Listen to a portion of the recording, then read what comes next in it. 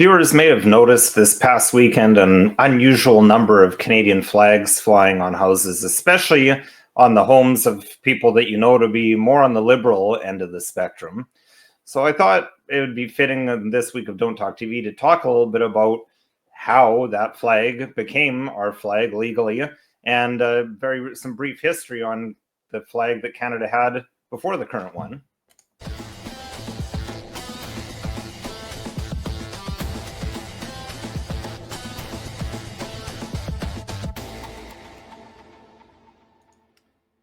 Hello, my name's Nicholas Wansbutter. I'm a lawyer in Stratford, Ontario, Canada, and welcome to Don't Talk TV. So, as I mentioned, you may have noticed more flags than usual this past weekend, and part of it was because the media was essentially telling people to display their flags to counteract the bad orange man who wants to make Canada the 51st state and is apparently imposing tariffs.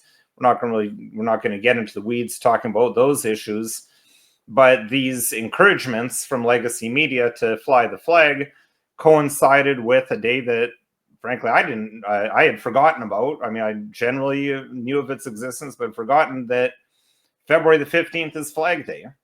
So what that commemorates is February the 15th of 1965. That is when the current flag officially came to be the flag of Canada. So a lot of people may not know that this hasn't been our flag for that long. I mean, at this point, it's now been 60 years, but Canada had been around for over almost 100 years under a different flag before they brought that one in. And, it's interesting because some people are upset that, the use of the Canadian flag at the trucker convoy, people were being accused of essentially domestic terrorism for flying the flag. Now you have liberal people flying it. Now it's all good. To me, that actually kind of restored things to a state of equilibrium, because the current flag that we know really is the Liberal Party of Canada flag, in my view.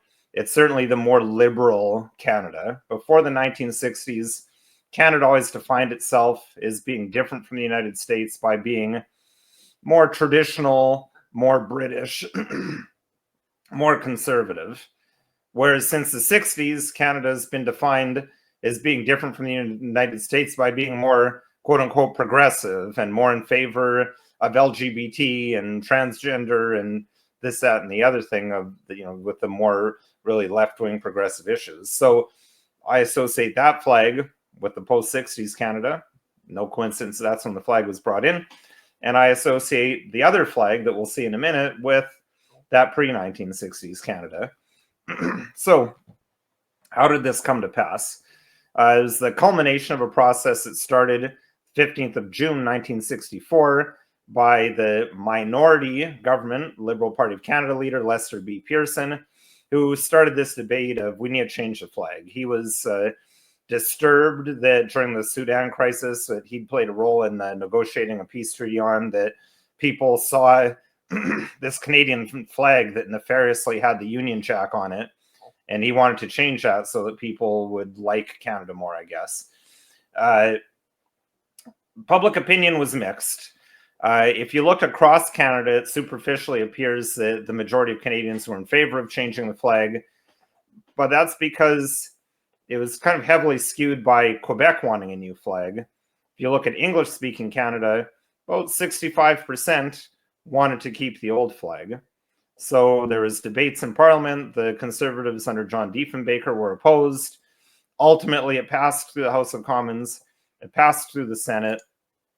And what we ended up with was a proclamation. So it wasn't an act in the traditional sense. What happened is a resolution was passed in the House of Commons and in the Senate, and then this royal proclamation was issued as a result of that, making the flag that we know now, making that the official flag of Canada. And this all came into force on the 15th of February 1965, when this flag started flying as the official flag of Canada. So what came before that? Well, officially, the Canadian flag had always been the British Union Jack. So they had the same flag as Britain, but unofficially, there's a flag that's generally referred to as the Red Ensign that was flown on government buildings. Our military flew it. This is the flag that Canadian soldiers were using in the Sudan crisis in the late 50s that Lester B. Pearson was so disturbed by that people could see that Union Jack in the left corner and were upset by that because the British were one of the combatants in that crisis.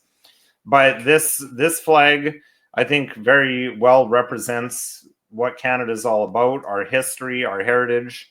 We have the coat of arms here with the coats of England, Scotland, Ireland, and France, the 4 founding nations of our country, and then with the maple leafs, and then of course Canada being a Commonwealth country, being a British colony, it's fitting to have the British Union Jack in the corner.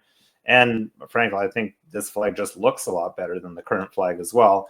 But what I really like is how it's imbued with history and meaning, and it represents the foundation of our country. But it's not a very fitting flag, I suppose, for multiculturalism, which is something that was also ushered in the 1960s, along with many other changes to Canadian culture. So I thought it was interesting to have a look at the flag because I don't think it's a coincidence. In 1965, that was a real demarcation point culturally for Canadians. So it's not a coincidence that that's when we had a new flag. And you can really see a distinction between the old Canada and the new Canada. This video, of course, is not legal advice. If you need legal advice, call a lawyer. You can call another lawyer, or if you want to call me, my contact information is listed below. We're always interested to hear your questions or recommendations for show topics. If you have one, you can send an email to the email address listed below, or you can leave a comment in the comment section. And if you found this video at all interesting, helpful, or informative, please consider liking, sharing, subscribing. I'm told that liking videos has a lot of impact on how much they show up, and that can have the biggest impact on our numbers. As I've said before, we've been stalled at 8,500 subscribers. It would be really great if we could get over 10,000 because the algorithm really starts picking things up then. But we appreciate all your support nevertheless, and look forward to seeing you again next week.